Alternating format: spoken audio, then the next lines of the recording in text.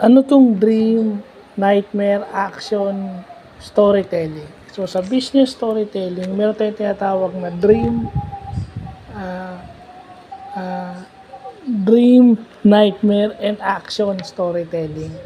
So, eto raw ay ginagamit kung gusto mong makapag-build ng trust and influence. Okay? Kasi, pagka meron kang objective na sinet, meron kang gusto, hindi naman laging smooth sail yan o maganda yan eh. Minsan yung nightmare, iisipin mo rin talaga yung nightmare.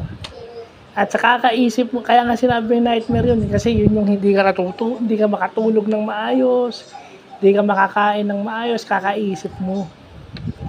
And then syempre, when you set the objective and analyze the obstacles, meron kang gagawin.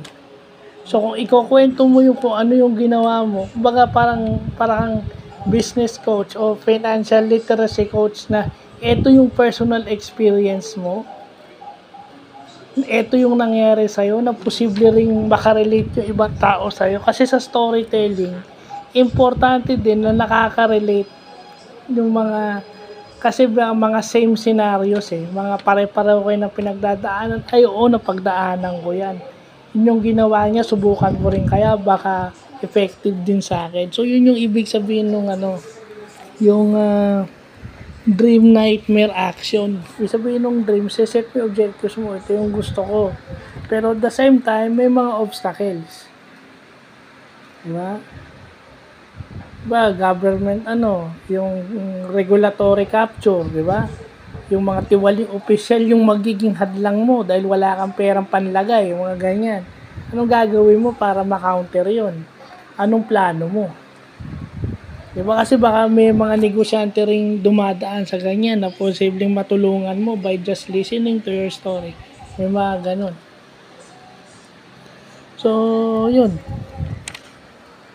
Kaya nightmare yung tinawag kaka-analyze Yun yung maganda ro, nightmare pala tawag niya. Pero maganda, hindi naman exaggerated yun, totoo yun. Kasi para kang binabangungot, minsan napapanaginipan mo na eh. Kakaisip mo na kahit sa pagtulog mo, yun pa rin ang naiisip mo. So, yun yung importanteng natututunan natin ngayong araw na to. So, hindi failure yun yung mga obstacles sa pagdadaanan mo. Hindi pa nangyayari.